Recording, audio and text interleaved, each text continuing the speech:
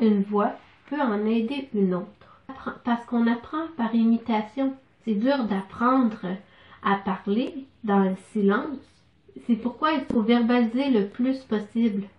Verbalisez ce que vous voyez, ce que vous entendez, ce que vous faites, comment vous le faites. Le but, c'est de parler.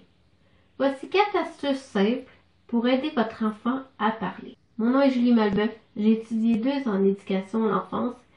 Et comme j'ai eu beaucoup de problèmes d'apprentissage à mon jeune âge, je suis passionnée par le développement de l'enfant. Astuce numéro 1. Développer le muscle des joues. Pour ce faire, j'ai invité Sophia. Bonjour Sophia. Sophia ne parle pas beaucoup, mais elle va nous démontrer les petites activités que l'on peut faire pour développer les muscles des joues. Tu es prête Sophia? Alors, première activité, il faut souffler sur une plume. Donc, on souffle. Il faut la tenir le plus longtemps dans les airs. On peut aussi utiliser un mouchoir, ça fonctionne très bien. Mais ma plume était très grosse. Ça aurait été difficile de la faire tenir dans les airs. Je suis sûre que vous avez vu mon petite astuce pour qu'elle tienne dans les airs.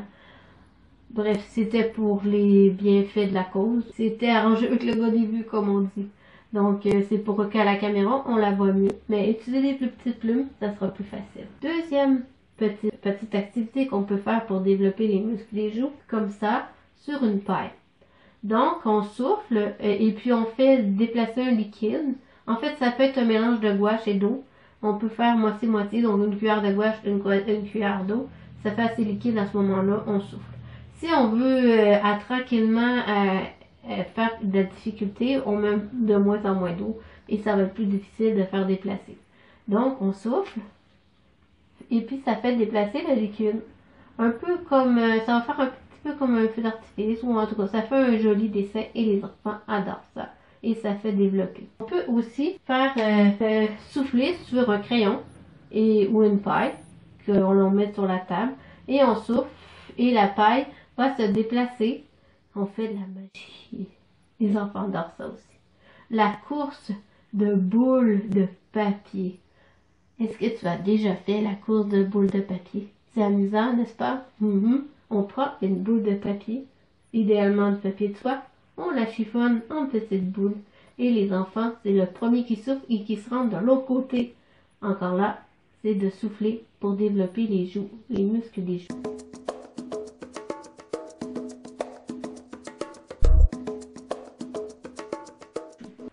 On utilise beaucoup de muscles pour être capable de parler dans la mâchoire, donc il faut qu'elle soit bien développée pour qu'on soit capable de le faire et le faire assez longtemps. Astuce numéro 2.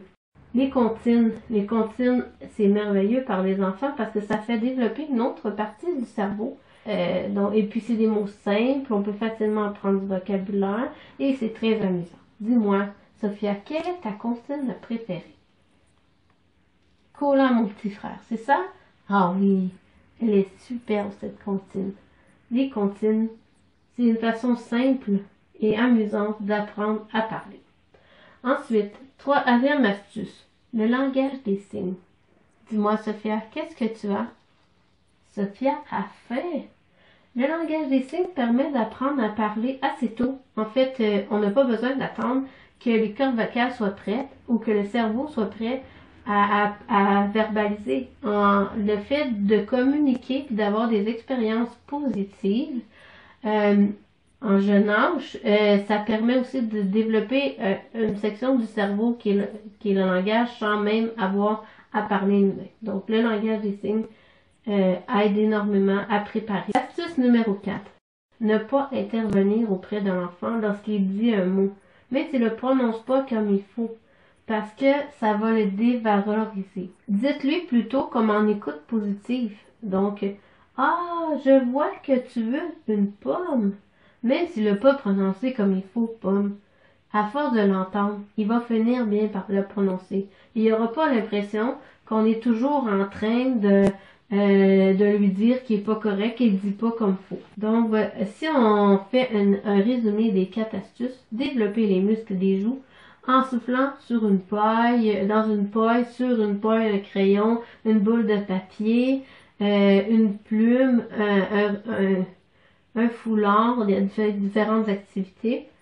Astuce numéro 2, les consignes. Astuce numéro 3, le langage des signes. Et astuce numéro 4, ne pas intervenir en négatif, plutôt utiliser l'écoute active pour répéter le mot sans que l'enfant se sente brimé dans ce qu'il vient de dire. Donc, c'est ce qui conclut mon petit vidéo. J'espère que vous avez aimé. Si jamais vous avez aimé, un petit like. Hein? Un petit like. Ouais, un petit like. Ou encore, partagez-les avec quelqu'un d'autre, c'est encore mieux. Je vous conseille aussi, si vous en avez envie, de downloader mon outil gratuit qui est 10 astuces pour éviter les crises chez les enfants. C'est complètement gratuit. Merci, je vous souhaite une belle journée. Au revoir.